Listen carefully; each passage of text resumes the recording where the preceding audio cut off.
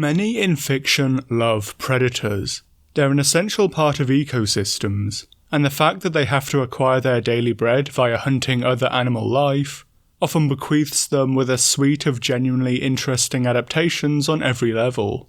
But the fact that they're natural-born killers inevitably leads them down the slope of awesome bro.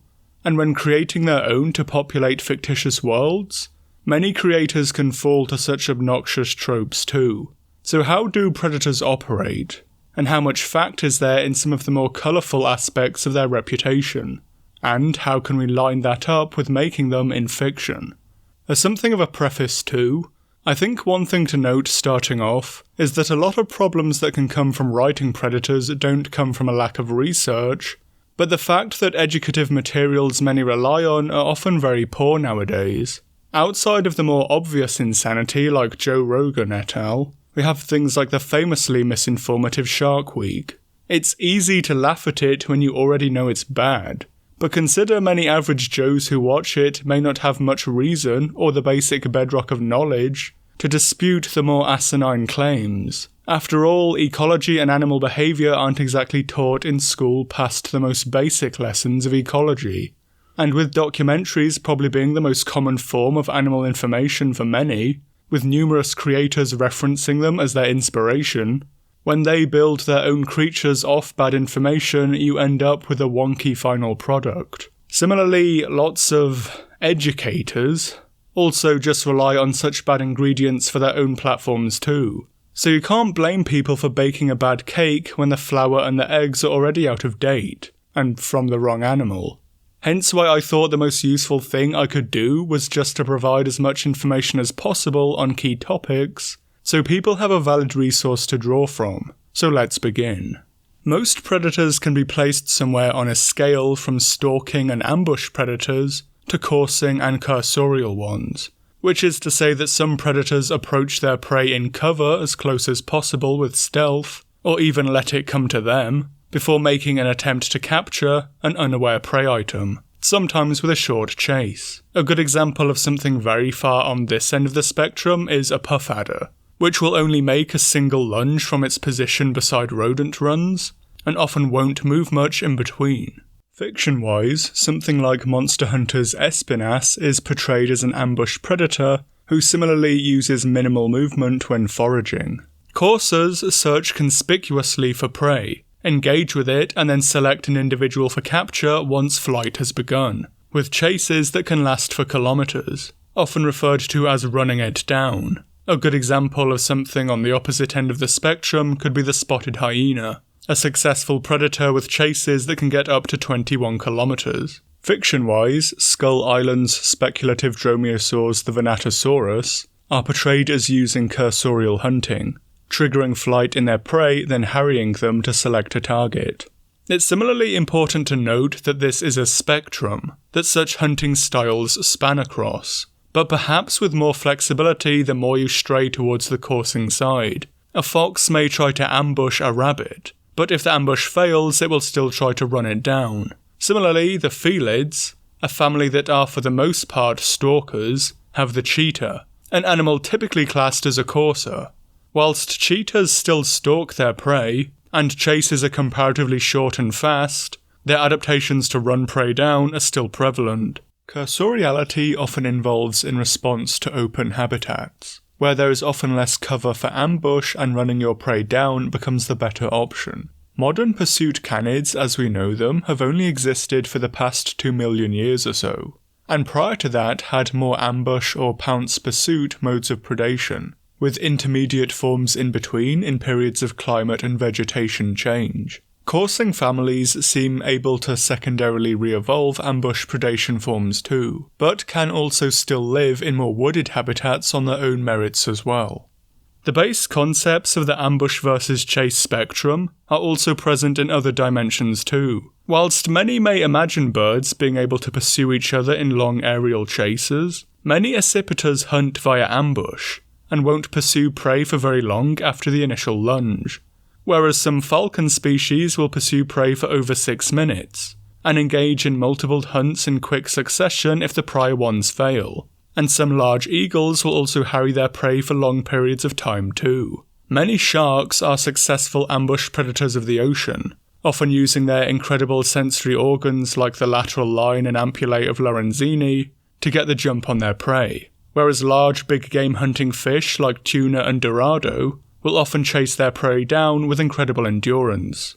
The large abundance of red muscle fibres and other adaptations to consistent high-speed swimming is what makes them such popular big game fish and good food with the amount of red meat, as well as such effective predators.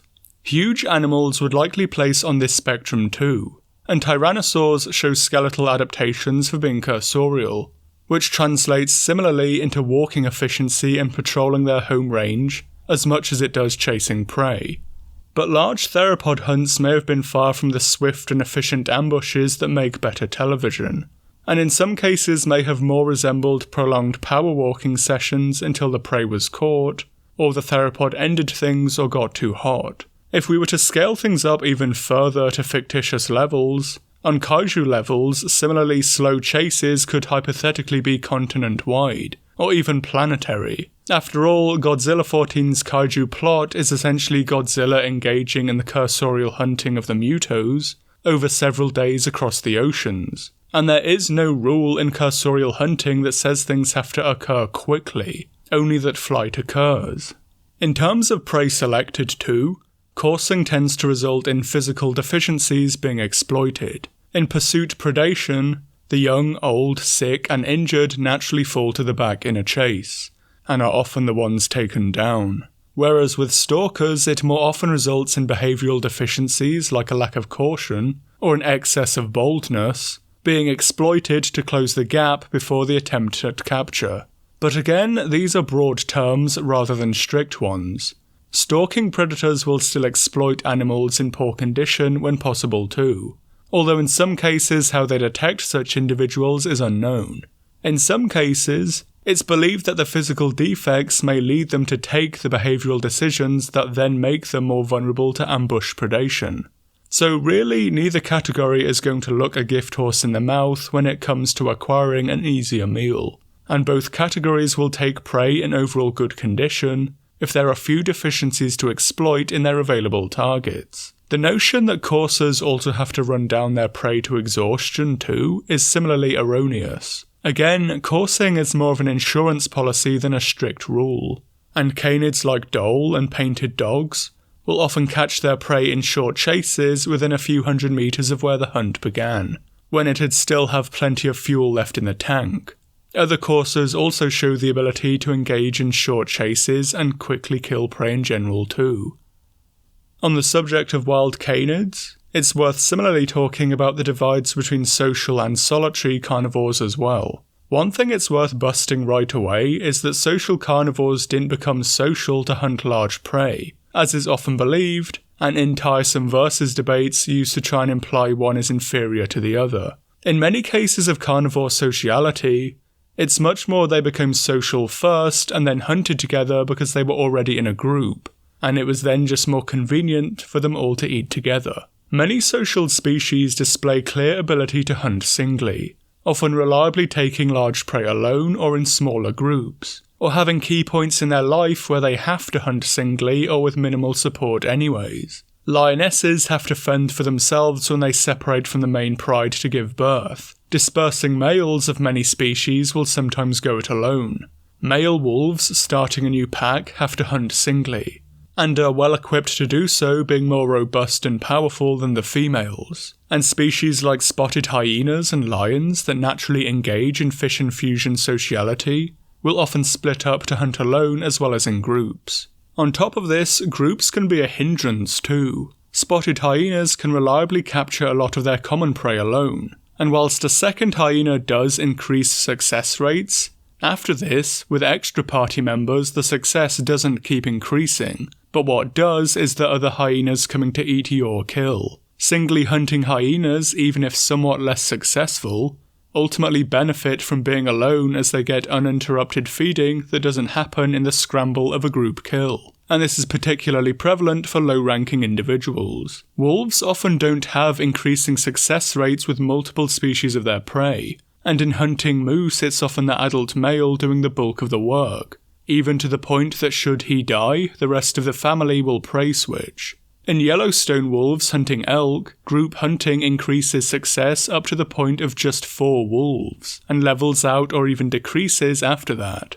And lionesses can comfortably feed themselves alone on prey like warthogs, but can often lose food to sponging individuals showing up to the kill anyway if hunting in a group for suboptimal prey. So, social factors can increase hunting success, but also directly provide impetus for social carnivores to forage alone too.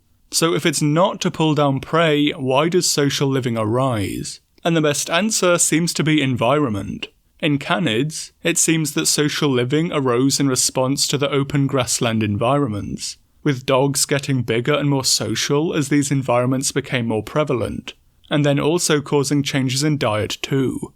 In lions, it's believed to also be environment, but rather one of patchy resources. Lions require cover, water and food, and whilst the open savannas they reach their highest densities in may seem ideal for this, even these green gardens of Eden are still pretty patchy in terms of things like water, especially come the dry season, with pride territories often being staked out around waterholes or rivers that are very much in demand. If a solitary lion ancestor staked her territory around such a place, and there was sufficient resources to support her adult daughters too, then it'd benefit all of them if they stuck around to defend such a hotly contested spot as a social group. And males tend to become more social in response to females becoming social. If there are lots of females and you need help defending your patch, pairing up is a valid idea. Cheetahs also provide a worthwhile look at how environments can cause male-only sociality with the coalitions they form. Female cheetahs are nomadic, but some areas are more important than others, and become social hotspots for scent marking that the females regularly pass through. It's in the interest of a male to stake his claim to such hotspots, and the receptive females that visit them, and he can better defend it if with an ideally related male, because sharing some females is better than having none. It could be worth noting too, sociality can sometimes be reserved for the largest taxa to an extent. Lions are the only true social felids in Africa, and it's suggested that this suppresses true sociality in smaller felids, and could have been the case too with larger machaerodonts or the American lion, having similar effects on the smaller felid species where they overlapped. Whilst the canid family are often social, smaller species like coyotes, jackals and foxes do tend to live in smaller, less cohesive groups to the larger, big game hunting species like wolves, dhole and painted dogs as well. Some species are arguably more dependent on their social status than others as well, and painted dogs essentially receive a steamrolling series of benefits as pack size grows with no real downsides. Whereas lionesses do best in medium-sized prides of at least 5 females, with these social structures lasting for decades ideally, also resulting in the highest rate of food per head and reproductive success too. So to synthesize, it's often open, unequal landscapes of key resources that support high densities, yet typically promote group defences that all members of the group can then benefit from. It could be worth noting, said resources can essentially be anything important to the animal, and don't necessarily have to be the examples used here, even if they may be the most common ones. In an earlier video, I hypothesized that safe nest sites could be a key hotspot resource that encouraged long-term pair bonds in monster hunters Rathalos and Rathian, an aspect of sociality not seen in other large predatory flying wyverns to date, so go check out that video for more info. One thing that could be worth discussing to some level too is the differences between big and small game hunting animals, in that there are key morphological differences, but they're very hard to see without proper examination. Big game hunting cats typically have more robust limbs, ostensibly to deal with the greater stresses of handling large prey. The bones themselves are proportionally thicker with larger muscle attachment points, and their paws are often broader as well. Small prey and generalist cats typically have longer phalanges, which is to say fingers and toes, to strike and grab smaller, faster targets, and generalists show more robust foot and hand bones in the metacarpals, to make early adaptations to larger prey stresses without sacrificing speed. In canids too, there are key features in the skull and teeth for the same reason in the big game hunting canids. And canids can be fairly reliably grouped into classes depending on their skull morphology and dentition as to what they eat, with big game, mixed prey, small prey and generalist omnivore classes. Big prey, or Group 1 canids, generally show adaptations for higher bite forces, resisting stresses, and abandoning traits for omnivory, like grinding molars, in favour of slicing ones, and also have skulls just very well adapted to withstand stress too, to levels greater than just their own bite force. Group 3 canids, which are partially carnivorous and sometimes take larger prey, but more commonly prey smaller than themselves, show some partial movements to similar adaptations too. Group 2, small prey specialists, typically show shorter snouts with jaws that can close faster, to better capture small, quick prey. So all in all, the bigger the thing you're eating, the stronger the part of you that tackles it needs to be. But with all that established, it's worth noting from a creator/artistic standpoint that this is hard to execute artistically. It's still worth adding for the sake of information and creating lore.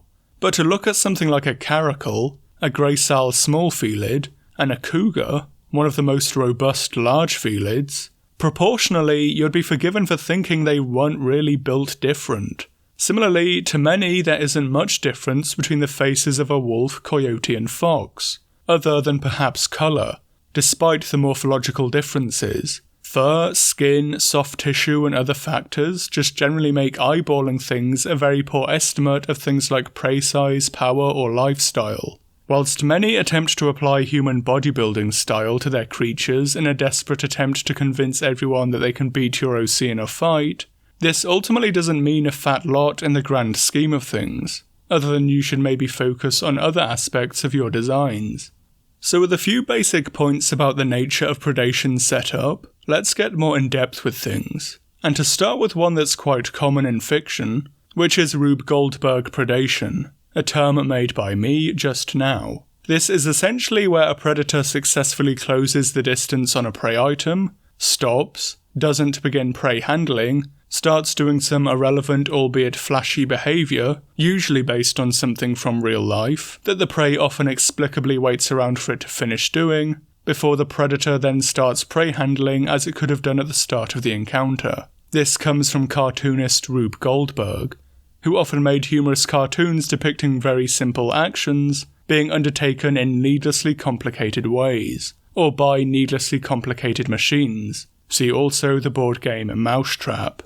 Now, it may be evident in the name why something like this already isn't great, but it's worth elaborating a little further too. There is the concept in evolutionary ecology of optimal foraging theory. Loosely, that an animal will try to acquire the most energetically profitable food source for the least energetically expensive method. Essentially, animals and especially predators tend to operate on the principles of getting the most bang for your buck, i.e. not Rube Goldberg predation. Being good at this also means that you have more energy left over for other things like reproduction too. Optimal foraging theory still remains just a theory, but has been proven to align with the foraging habits of many species.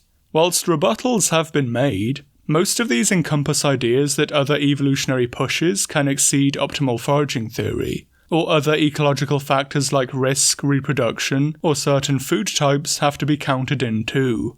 Not that an animal doing its Cirque du Soleil routine before a prey animal is actually good. If you want to get nitpicky, in this context, you could argue that this argument is specifically narrowed to more optimal prey handling theory, rather than the broader scope of foraging, which is an animal searching and deciding on its prey too, but whatever. Overall, optimal foraging theory should really be one of the things at the core of any living thing you make. I think it's worth stressing too, optimum doesn't just mean easy. Many predators, and big predators especially, need a lot of food, so just hoovering up easy to catch tiny prey isn't giving them the bang they need, despite the low amount of bucks spent. Up until a point, it's worth spending more to get more, when there's a minimum amount you need to fill your stomach.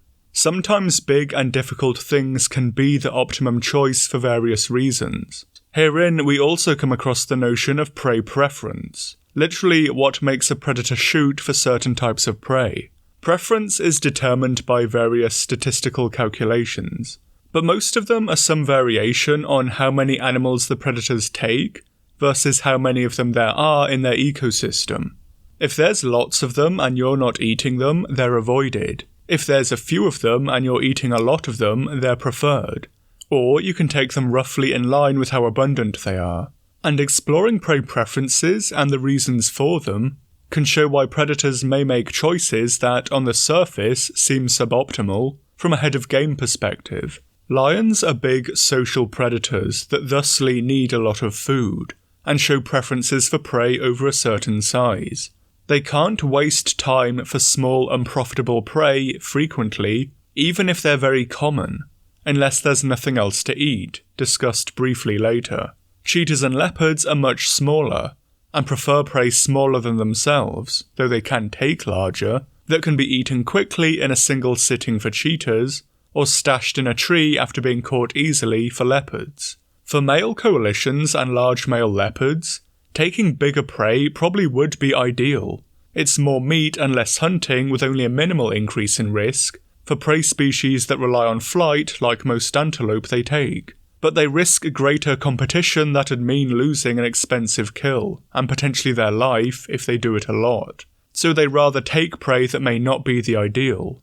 But optimal prey also isn't just one species, rather a bracket of species with varying traits of body mass, catchability and abundance that tick the right boxes. Then you have spotted hyenas, for whom near everyone ticks the right boxes and they show no prey preference, which is just one reason for their success. Whatever the most common herbivore is where they reside, they can and will make their staple diet. But in general they have a if it bleeds we can eat it attitude, and their individual power as well as successful pack hunting allow them to take near anything in their habitat. But then it's also worth pointing out, nature has flashy methods of predation. Why aren't I allowed to use them? And it does, but essentially never for large prey, which is ostensibly what most creators only ever seem to make. The bubble nets of whales and dolphins are behaviours to corral and trap large numbers of small prey items, so they can be engulfed by the hundred, which is the only profitable way to eat them when you're the size of a bus. You can't chase down every mullet or krill individually, or you'll burn out and die quickly. Literally the act of something like a blue whale's lunge is like a 1 rep max with how much drag it has to just power through for a single mouthful. Similarly, something like a thresher shark that also uses its tail to kill multiple small prey items at once, where it strikes shoals of fish with whiplash blows of its tail and then eats them afterwards. Again, more efficient than individually chasing down small fry. The adaptation of the Witcher series' Echna seems based on a thresher shark, having a slappingly good time against the people on the ferry and so presumably using its tail in a similar way. I think it could be worth noting a lot of flashier methods of predation are oceanic too. Having small, swift prey that can escape by going up or down in a suspended medium probably also prompts more elaborate ways of capture than purely ground-based predators who don't face such challenge. Flashy methodology is often a response to difficult prey you need to catch a lot of, and as we'll find out, just basic brawn is better for large and/or dangerous prey. Lions use their most elaborate strategies for prey that is comparatively small, but very fast and wary. Observations of prides using winging and flanking tactics to herd prey into waiting individuals are chiefly used on springbok in Etosha, where some prides have little choice but to get very good at hunting cautious and fleet-footed prey for much of their food intake, because it's that or starve. Overall, you don't need to kill lots of things at once when just one of the things you regularly kill fills your stomach to satiation. There's no way around it that most of the showboating methods of predation invariably focus on the smallest prey, and if this is what you want to base your creatures off, then there's really nothing wrong with this, unless showing off that your OC can kill big things is vitally important to you. Similarly, in a more Monster Hunter/Dragon Slayer Codex-esque setting, small prey predators would better drive that narrative, rather than massive predators that would almost certainly ignore people. In some cases, overt flashiness can even be good too. The paler the barn owl, the more successful they seem to be in hunting in the full moon, despite this making them more visible to rodents. This is due to the fact that rodents freeze when scared, which occurs as much of their predators hunt them via sound. If you've ever seen a fox or wildcat hunting rodents, they listen carefully for their movements before making a calculated pounce. If the rodent senses them first and stops, they can no longer detect where it is. The barn owl has already detected the rodent when it flares its wings and dives, flashing the rodent and essentially tricking it into freezing so the owl has an accurate pounce. Something that has the ability to literally flash its prey may have an advantage at night, as many diurnal herbivores are sensitive to bright lights in darkness, with some predators opportunistically taking advantage of this. Any hypothetical fictitious animal able to recreate such light beams could be a very successful hunter, so long as it can deal with the fact this would give it away to other predators too, and it also didn't constantly have its main beams on. So we can see how one of the more important things is, when seeing something cool you may want to include, to understand the context of why it happens, and not just to copy and paste it in, or you risk winding up with something unworkable. So now we effectively know the rules of predator foraging. As the saying goes, know the rules so you know how to break them. Or perhaps, rather in this case, how they may still actually fit with the rules, or have actually valid reasons as to why they're broken. So let's explore things like surplus killing, taking dangerous prey, and eating other predators too. I've talked about surplus killing multiple times in the past, so this will be a comparatively brief run-through. Surplus killing occurs when a carnivore gets the opportunity to kill multiple prey items. As for a carnivore, there is no off switch when it comes to predation. When you don't know where your next meal is coming from, you have to jump at every opportunity. If it doesn't, and it goes for a prolonged period of failing hunts, after it decided to spare an animal, it risks starvation. It's optimal foraging to capture as many prey as it can when the prey takes little effort to capture.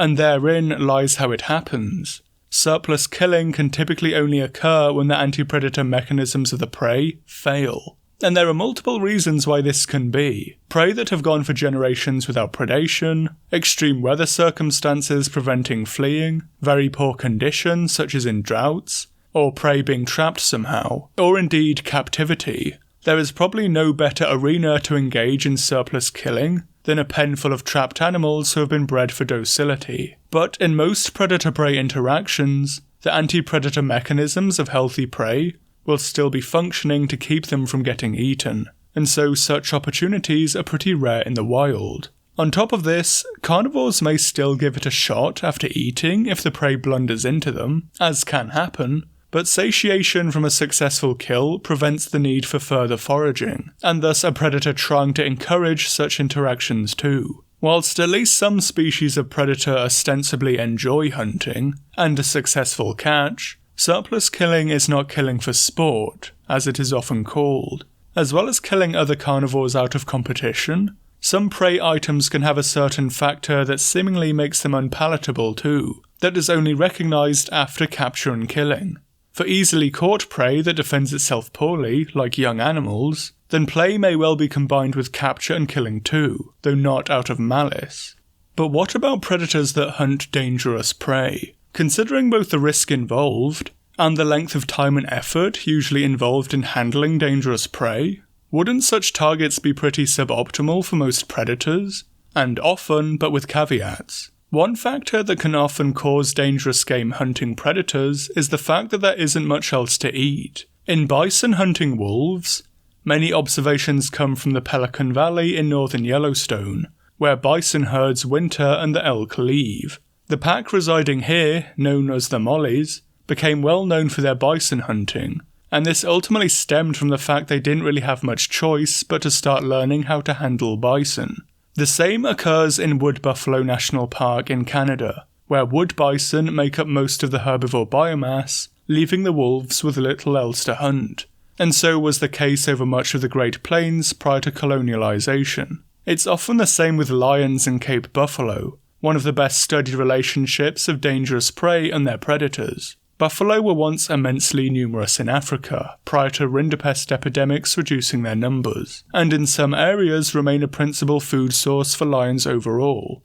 and the main prey for handfuls of prides across protected areas. At Duba Plains in the Okavango Delta, buffalo made up 84% of lion diet, due to the fact that they were the most common herbivore by far. When it comes to the actual takedown, it's also a good idea to try and pick your battles if you're eating something that will try to take you down with it, to still try and be as optimal as you can with your choices. These specialised lions have peaks and troughs of when they hunt buffalo, with peaks occurring at the end of the dry season when adults will be at their weakest, and at the height of the calving period, when the vulnerable newborns will be easy targets. The trough occurs when buffalo are in their prime and there are no new calves, and the lions often opt to hunt warthog instead. Bulls are taken a lot less than cows, and in studies that recorded the condition of prey as well, even buffalo specialist prides never took down a bull buffalo in its prime. Wolves will similarly pick their battles against bison too,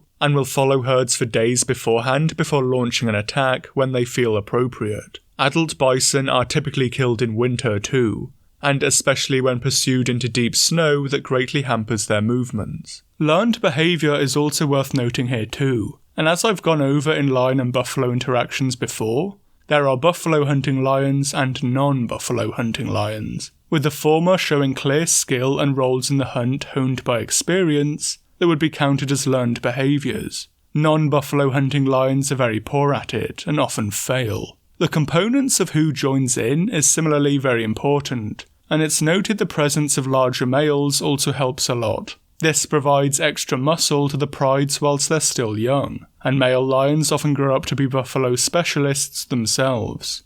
Being larger and heavier than the females, the males are not as good at the chase, and so often require thick cover and /or slower prey to hunt at maximum effectiveness. Buffalo aren't as fast as antelope or zebra, with the downside being that this makes them more liable to fight. Similarly, in the Molly's pack in Yellowstone 2, the most important variable in wolves taking down bison is the amount of large males in the hunting group, so brawn is important in dangerous prey. In some cases too, it's that the dangerous prey represent an optimal choice because there is something else about them that other prey items lack. In the case of lions and buffalo, this something can be as simple as just biomass.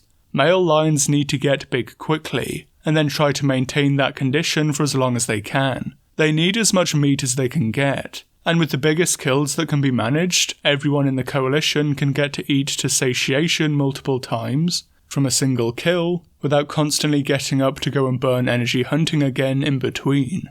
There is also just hunger too. In some cases, as predators get hungrier, they start taking more risks. Most of these studies showcase overall foraging decisions as the example of risk rather than prey selection. But it's not too out there to suggest that a hungry carnivore is more likely to engage with risky prey the hungrier it gets. For the cases of fictional creations known as hypervores, such as Tarrasques, the Monster vs. Skullcrawlers, and Monster Hunter's Deviljho, this can at least partially explain some of their poor foraging choices, and the resultant effects on their individual fitness, such as its cessation. It could be worth talking about consequences too, as sometimes they can vary. As male lions show, consuming buffalo can be the risky route to victory for male lions, but it can also be the end of you as well. One of the prides at Duba Plains collapsed due to so many of the females dying from buffalo hunting, and this is fairly significant. Many of the original lion prides first studied by proper and serious science in the Serengeti during the 60s are still extant. A good-sized and healthy pride doesn't seem to have a set lifespan, unlike male coalitions who only last as long as their participants for a single generation. Hunting big prey can lead to big rewards, but in some cases it can also end a bloodline that was presumably decades old at least, and potentially even over a century too. But what about a food source even more dangerous than just risky herbivores? The ultimate test of badassery. What about when predators start consuming other predators? First off, it could be good to draw the lines between killing for food, competition, and both. Many times when predators kill one another, they don't eat each other, likely due to parasite loads. And this is known as interspecific competitive killing, but sometimes they do, and this is known as intra-guild predation. when you both get rid of a rival and then eat them afterwards. If you kill another carnivore you're not really competing with and eat it, like a lion killing a wildcat, then this is just superpredation. A lot of intraguild and superpredation is often just opportunistic. It's rare for predators to actively track each other down, and much more what happens is one larger predator stumbles on another at random, and is quicker on the draw to catch it. As in most taxa, size is the most important factor in interspecific killing, with the big being the ones to dominate the small, with exceptions coming when the small are social. In some cases, individual predators can specialise in killing others, but this is typically on predators that are less than half their own weight, like a leopard with a jackal. But there can be circumstances that lead to more deliberate or more frequent predation. Knowledge of where your prey lives and that it's likely to be there and defenceless are always good things when taking on something risky, and eagle owls often do predate other birds of prey at night, when they can't see. It's also believed they may do this sometimes in part to appropriate their nests as well, with eagle owls needing large stick nests like those of other raptors. Similarly, tigers will occasionally hunt hibernating bears, and it's a lot easier to get a favourable ambush on an unconscious bear. Whilst tigers will occasionally take bears whilst awake too, there is risk in this, with bears also occasionally killing tigers and appropriating their kills. Even sleeping bears can be hazardous too, and fossils of cave lions show where attempts to take sleeping cave bears backfired, when the bear killed the lion.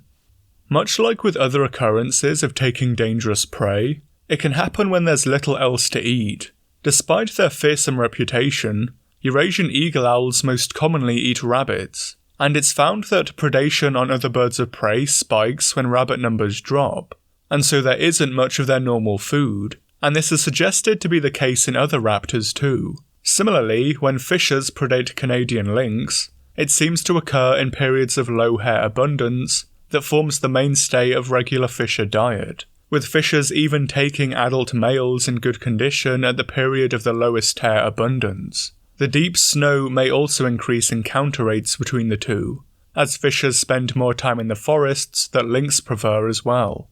But it is worth noting this isn't sustainable. This is in response to low food numbers overall that recover seasonally, or with lowering numbers of the top predator itself. Between warm-blooded animals, there simply aren't enough top-order predators in an ecosystem for them to be the mainstay of another predator's diet. Trying to create a permanent edgy predator thunderdome ecosystem of very low prey abundance where the predators just eat each other would only result in very low predator densities themselves, and likely localized extinction.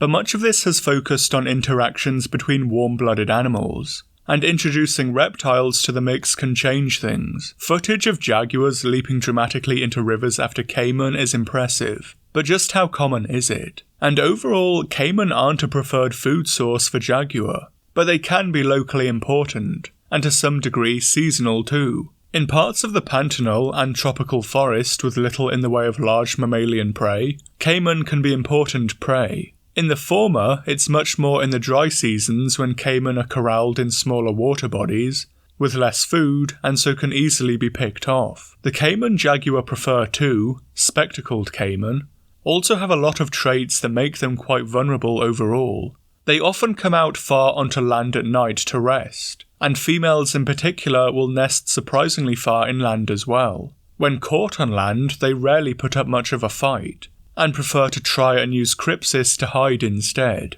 So the bulk of predation is facilitated by abundant predators often being comparatively vulnerable animals, with the abundance stemming from their lesser metabolic needs allowing them to be so abundant to start with, and their availability as prey stemming from a poor ability to defend themselves out of water. This form of predation may not have always been a trait just seen in jaguars too, and isotopic data in Smilodon suggests it may have occasionally taken broad-snouted caiman in the Pleistocene as well, and presumably under similar circumstances. So highly abundant sources of smaller predators outsized by a larger predator can sometimes feature as a fair amount of their diet. In a fictional example, Avatar's tauroch, or Great Leonopteryx, is said to feed chiefly on mountain banshees, which are themselves predators too, as they're also super abundant and easy to catch when they fly above the trees from their roosts, in the open where the tauroch can outfly them. When considering oceanic environments too, it's worth noting essentially everything eats other predators. Whilst seagrass, sargassum and other plant life can have important roles to play locally, once past a microscopic level, most things are eating other animals. Abundant forage fish are themselves often predators, and then eaten by multiple tiers of other predators as well. And what we'd consider larger oceanic predators like sharks, cetaceans or seals will often eat predatory fish like salmon, cod or bass that predate the forage fish. So in many cases, taking other predators are more cases of circumstance rather than specialisation.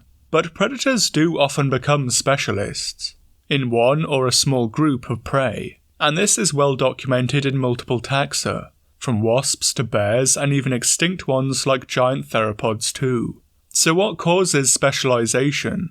And it can really vary. In some cases it can be the habitat and its heterogeneity, essentially how mixed the habitat is, and how that then supports a diverse variety of prey to choose from, rather than the limited selection in a more homogeneous habitat. An animal with a territory that overlaps one type of prey in a mixed habitat would lead to it being much more likely that such prey is taken. It's worth considering what makes prey suboptimal too. Something too powerful or dangerous is likely off limits for the most part, but things that are difficult to catch, or may have some trick to finding or handling them, that can be learned, and if so, may make them an even better choice than the prior optimal choice. When painted dogs hunt baboons, despite the greater risk of baboons defending themselves, and the smaller size, it's believed that their shorter chases and higher success rates allow the dogs to partially make energetic returns by selecting them, although in the denning season the same dogs then go for impala, as it seems meat per mouth is the greater pressure with hungry pups. Once an animal is specialised in certain prey, it can also pass this on to its young too. In some species it's shown that specialised behaviour is passed down the matrilineal from the mother to young, with the daughters then likely passing it on to their offspring too. This was the case with the baboon hunting painted dogs too, and is suggested in sea otters as well, and likely other species like killer whales and cheetahs too. In some cases, youthful inexperience can potentially lead to specialisation too. Young predators, when dispersing, can travel through numerous habitats with lots of different prey that they have to make a living off somehow. The exploration refinement hypothesis suggests that as inexperienced animals try out different things, the unsuccessful and successful experiences can then later inform life decisions such as foraging choices. And whilst it often seems most specialisation starts young and under parental guidance, it does seem that it can occur at essentially any time in a predator's life, even if this is less common. Even a successful kill of an atypical prey species can seemingly cause a surprising shift in the behaviour of a carnivore, with one case of a cougar living in bighorn sheep range for around 10 years and not killing a single one, before it made its first sheep kill and then started specialising in taking them, with a similar suggestion made for a male who was specialising in taking beaver too. It seems some prey may be a case of it's difficult until you know how to do it. The different pressures on males and females can lead to specialising in different prey as well. The large male polar bears that spend a lot of their time on the sea ice will often take bearded seals, which also prefer such areas and are pretty big themselves, possibly too big for smaller females to handle. The larger sex will also have a broader array of options to specialise into, as larger predators can take more types of prey due to their size. Similarly, female martial eagles take more antelope young, whereas the smaller males tend to take more game birds and monitor lizards. The smaller females in the polar bears specialise more in ringed seals on the shorelines, and it may also be that females with cubs especially avoid the sea ice due to trying to avoid the infanticidal males. So the environment that causes specialisation can be brought on by social factors. A famous form of specialisation is man-eating, and despite its role in colonial hunting stories, Modern science still has a few harder facts to share on how such things occur, and like some other examples in this arena, predators turn to man-eating when they can't get their more normal diet. Examples with big cats can often come from severe injury or illness, whilst tooth-wearing and breakage is the norm for felids, and indeed many carnivores. Severe abscesses and damage or deformities to the mandible or maxilla can mean that animals can't take normal large prey, and have to go for easier targets. In many circumstances, this often becomes humans. Similarly, porcupine quills can cause this too. When quills get stuck in places that cause reduced movement, or jaw use, it can essentially have the same effect. Low prey numbers can also make things go from bad to worse. And with the Savo man-eaters, the area they attacked had comparatively low numbers of large herbivores the lions would usually take. In some cases, the animals were apparently healthy, such as the leopard of Rudraprayag, and some others shot by Jim Corbet too. Apparently, these had become accustomed to scavenging on humans killed by disease outbreaks, and then became man-eaters after, although they've received little scientific scrutiny. Whilst much Spec Evo often relies on humans being absent from such worlds, it can be worth adding should humans recolonize, or equivalent species arise or already exist. At least some of these examples could be considered a form of prey switching, which is essentially what it sounds like on the tin, predators swapping from a preferred prey species to another due to their abundance in a landscape. This is seen much more in generalist predators, as this strategy favours a more generalist approach in being able to eat multiple things with relative ease. Prey switching is just one of 3 functional responses to changing prey numbers, the other being to take prey in accordance with its abundance in the environment, which is generally not achieved due to other preferences stemming from optimal foraging as said, or sticking with one prey species despite its decline, which is something most typically seen in specialists, that may struggle in branching out to other prey for one reason or another. I think one thing a lot of serious spec can really lack is interaction between its carnivores, and I don't mean on a versus level of course. I mean on how different species respond to one another's presence and how they function. Again, this is something that often isn't taught.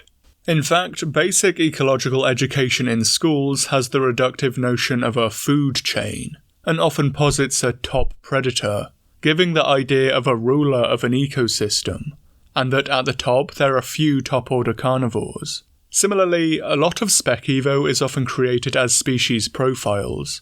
Even if these creatures are given homes to live in, they're often designed and made in isolation of each other, outside of their basic needs, which for predators includes prey of course, so they have to interact with them at least. But highly interactive carnivore species often increase the ecosystem function and services of one another.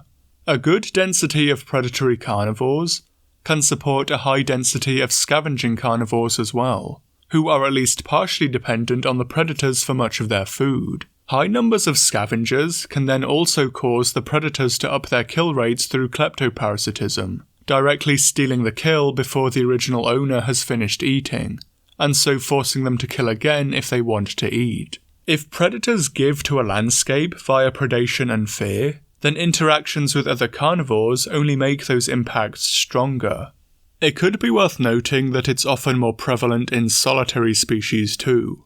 Social species that get kills appropriated will often wait around to try and get a second go, as social species like wolves and hyenas can often be effective scavengers themselves, as well as having better hopes of taking back a carcass due to being in a group. Aggressive encounters involving potential kleptoparasites can vary with the species too. Food-motivated thieves, like bears and hyenas, will often be after the kill first and foremost, and may even ignore the original owner once they have it, but will sometimes engage in lethal aggression too, albeit it's unclear what the prompt is. Whereas more aggressive competitors, like wolves or lions, more focus on the other predator, and even ignore the kill, with the goal being to eliminate a competitor, though they'll often have the kill as a consolation prize too. A leopard found by a hyena will try to tree its kill. A leopard found by a lion will just run. Similarly, a cougar that survives being chased by wolves can even loop back to see if there's anything left, whereas they almost always abandon a kill stolen by a bear as there's not likely to be anything left. Both bears and hyenas will also trail active predators or their tracks to see if there's something that can be stolen at the end of them too. Dominance and the role of other predators in an ecosystem can impact such things further too. In complete predator guilds, between grizzly and black bears, further research found that black bears were the more common thief to cougars, and likely the most common kill stealer of all, but this was due to wolves and grizzlies, who will both kill cougars and black bears and both prefer open areas. So both cougars and black bears preferred forested areas in response, leading to higher encounter rates and thus kleptoparasitism from black bears. So a healthy predator guild also affects the push and pull of how certain predators affect other predators, but it can also affect their prey too. When at risk from multiple predators, prey have a variety of ways to respond. The difference between chronic, the long term, and acute, the immediate, risk affect prey too. Species of mountain sheep and goats will mediate chronic risk by going with the devil they know, and can, for the most part, better handle. So ibex stick to cliffs and argali to the valleys where they can sprint. But following acute risk, they will reverse this, entering domain where they're more at risk of a predator they're worse equipped to handle, with nimble, scrambling ibex being outrun by wolves in the valleys, and the swift, bulky argali not being as agile on the slopes to avoid snow leopards.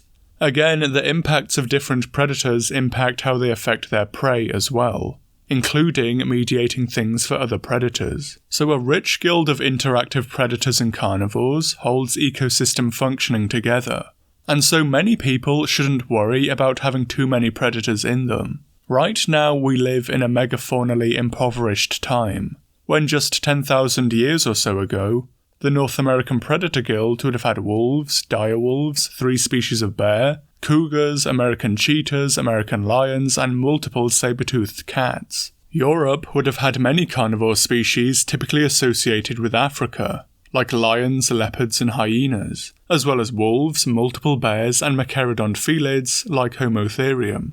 Africa today, when in complete areas, has 6 large mammalian carnivores. Similarly, many Mesozoic predator guilds could have had multiple large theropods over 20 foot in length, and a similar number of smaller ones too.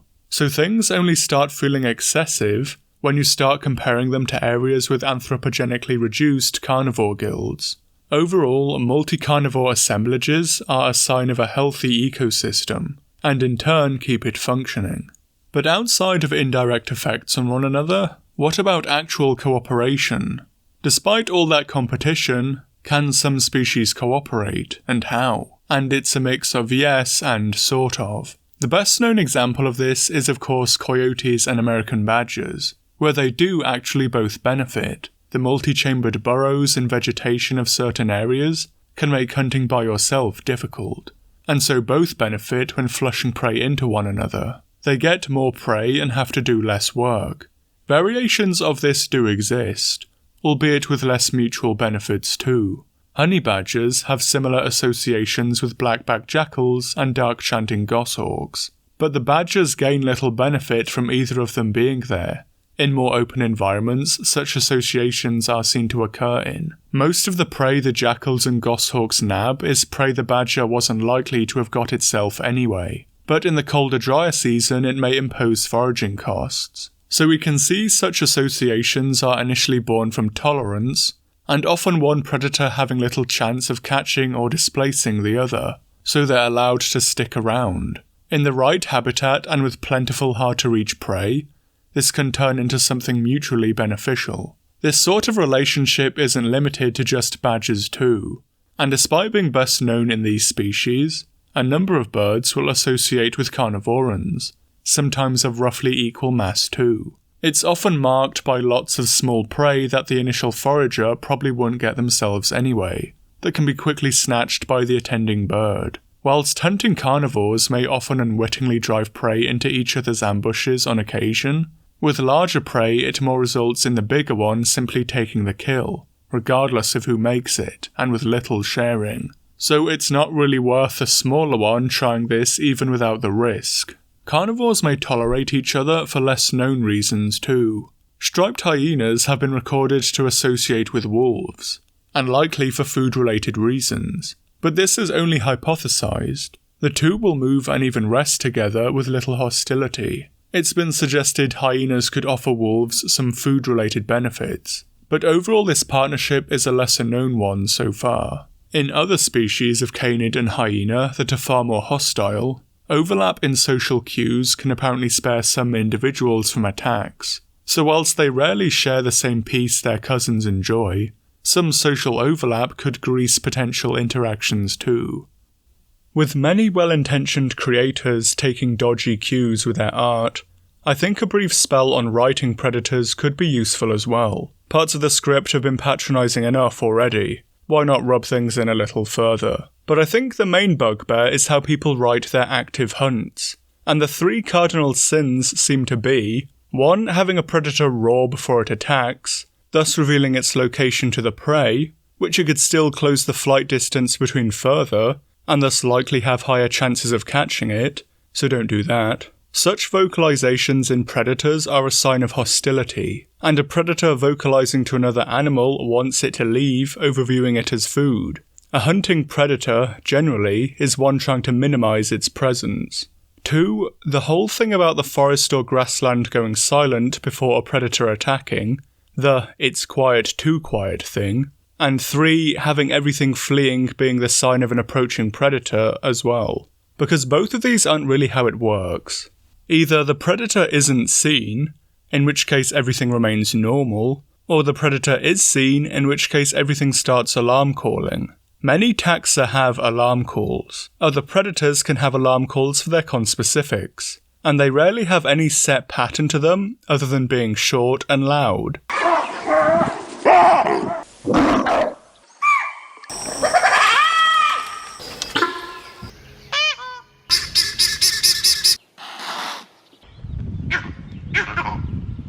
Some species will have calls tailored to certain predators, which is more seen in intelligent taxa like primates. In short, it's either nothing changes or everyone is kicking off about it. Carnivores, or perhaps rather predators, in general aren't a very conspicuous bunch, because much of their success can often rely on not being seen. Thus, display in predators is less about being a visual billboard, and more often using sound or scent to advertise yourself. But this doesn't necessarily mean predators have to look drab. Whilst they may not be quite as resplendent as jungle birds and tropical lizards, earth tones and pastel colours can still be used effectively for attractive and artistic patterning, or appealing colour schemes. Similarly, just because they're not neon blue, green and pink, doesn't mean that colour isn't important. Aforementioned pastels and earth tones can still have important roles in signalling, even if they're not effectively glowing. A sea eagle's beak can signal its condition as much as a puffin's can. Just because it has a quieter appearance doesn't make it any less useful to the animal. Sight may also be combined with sound in temporary displays too. Eagle owls have throat pouches that can be puffed out when calling, and in doing so reveals the white feathers beneath that are also for signalling when the owls duet with one another. And when they're not, the conspicuous feathers remain hidden. Just because your body isn't ostentatious, doesn't mean you can't use it ostentatiously as well. Golden eagles are a predator that does border on drab, but rather they use specific flight displays in territorial marking instead. These have the benefit that you can stop flexing at any time to go back to being quiet and non-flamboyant, rather than having the disaster of carrying your flamboyance with you at all times. Some carnivores can allow themselves some flash depending on what they eat, and old-world accipitrids, which consist of vultures and kites, can often have sheen feathers on their back and wings. These are for display, but they can be afforded by the species in question because they're obligate or opportunistic scavengers, with little need for stealth. Similarly, the positioning of the shimmer feathers also means that potential prey wouldn't see them anyway, unless they'd somehow managed to maneuver above them. Lastly, it could be worth discussing the lion's mane. Whilst the mane is a symbol of male quality, with darker males often being preferred, and in a way showing a timeline of recent events to happen to him, as many know by now, the question of why do only lions have them seems to be answered by lions being the only felids where females are exposed to multiple males, leading to more extravagant male displays. This doesn't happen in all social carnivores, but it clearly does in felids, leading to the lion's mane. Finally, some terms could be worth going over too. One is top-order carnivore, and why this is a better term than many others like top or apex predator. And with this definition of top-order carnivore, they're defined by their actions on the ecosystem and with their prey, and not by some Disney-esque notion of a single leader or predator of an ecosystem. Its interactions with other carnivores don't matter, and more subordinate carnivores can still be top-order ones due to their strong impacts on prey. As a result, it's still a broad and flexible term that can differ between ecosystems. When top-order carnivores are extirpated, smaller ones may then prey switch and become the top-order carnivores due to competitive release. Mesopredator is a similarly flexible term, and depends on the predator guild. A mesopredator is essentially any predator below the top-order carnivores that are often partially suppressed by their presence. So whilst a cheetah may be a competitively low-ranking top-order carnivore, suppressed by lions, something like a jackal or caracal would be considered the mesopredator.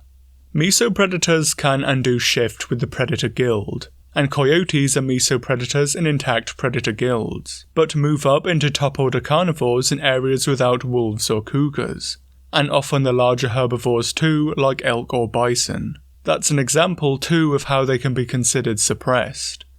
It's worth noting too, just because you survived whatever killed the king and now live in their castle, doesn't make you the new king.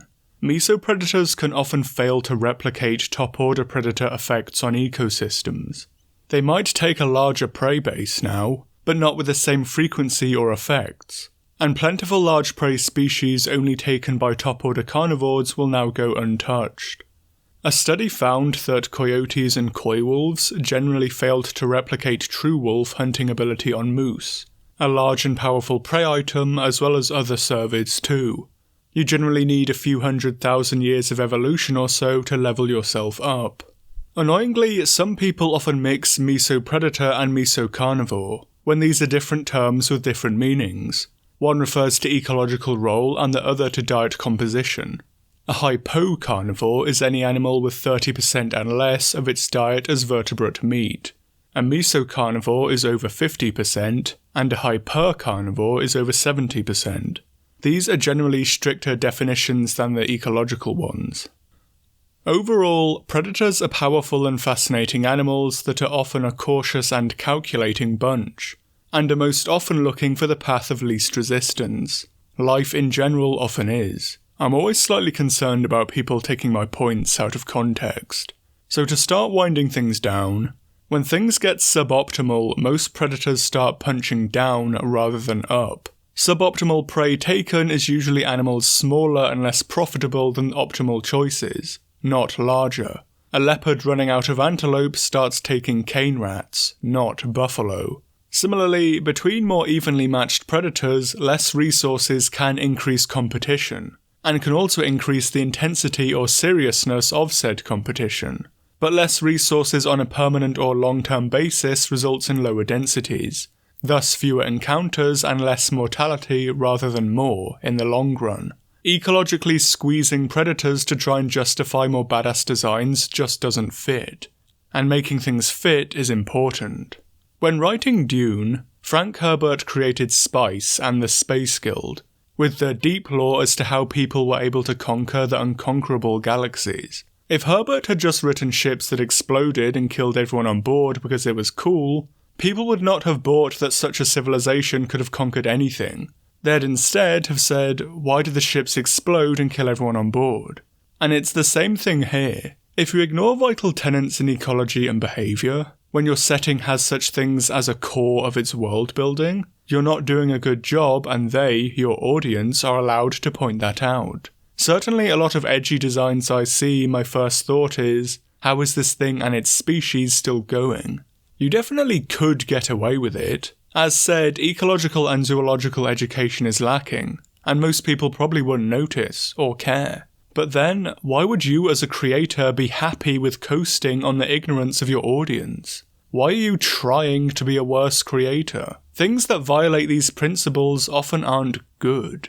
They're almost always not done for a solid narrative or world-building reason. They're done for power scaling, hollow spectacle, or insecurity on the creator regarding their OCs and often themselves. It's hardly a secret a lot of people's OCs are also their literally me's. Because there's often not a good reason to violate these things. Except for satire, of course. Or of course if your world being built is being affected by relevant reasons in the narrative. At the end of it all, if you're creating a ridiculously over-the-top kill monster, you have to ask yourself, why exactly? You might argue, well, my/this example world is just built different. And in which case, please do explain how that causes it and how it supports such nonsensical designs.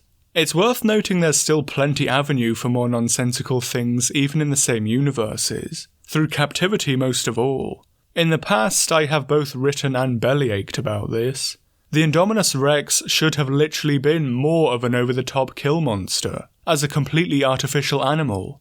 I headcanoned many of the more excessive Targaryen dragons as status symbols for the egomaniacal ruling class. When making Jurassic Park, Michael Crichton believed there was no pressing need to make a dinosaur, so the only reason they'd be brought back was for entertainment.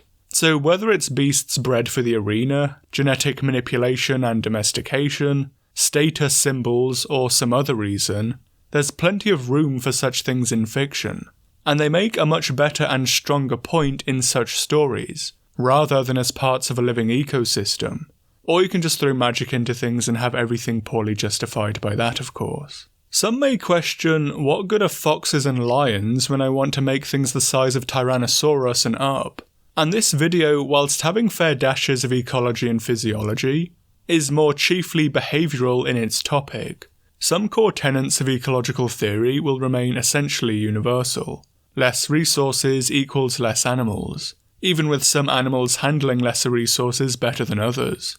But it is fair to say that modern animals in some aspects may not be a great analogy for Mesozoic ones, or fictional ones of similar size, but this is in regards to their ecology in, and impacts on, a landscape, and is a better topic for a later Spec Evo short/long on herbivores over carnivores, because the latter is fully dependent on the former in terrestrial ecosystems, even with the impacts they have on them. So carnivores are still arguably dancing more to the tune of herbivores in a way.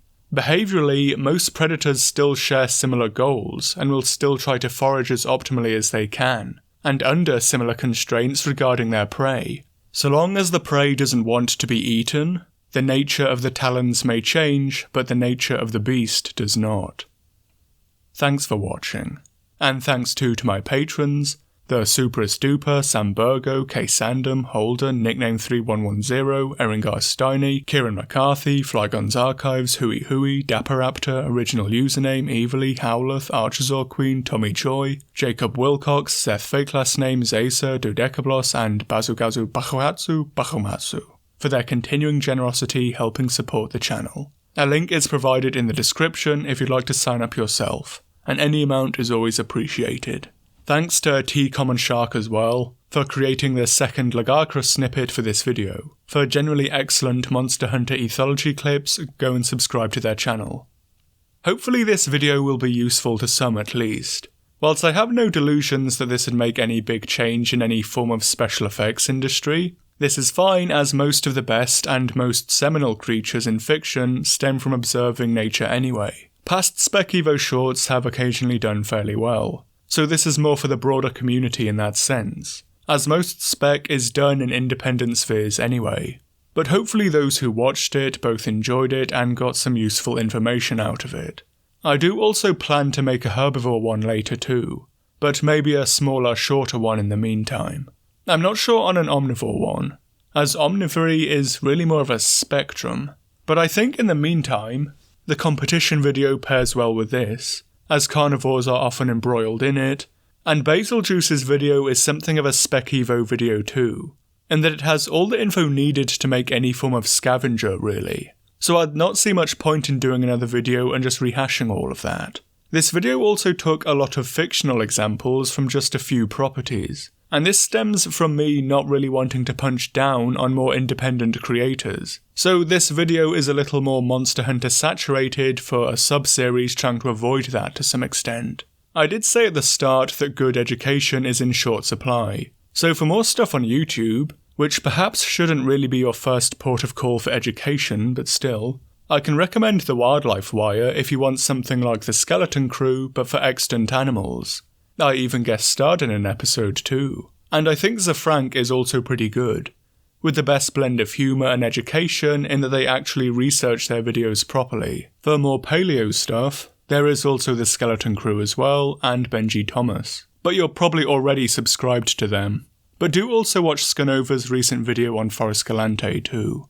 Anyways, if you have further suggestions for Spec Evo videos in future, please do put them in the comments, as well as your thoughts.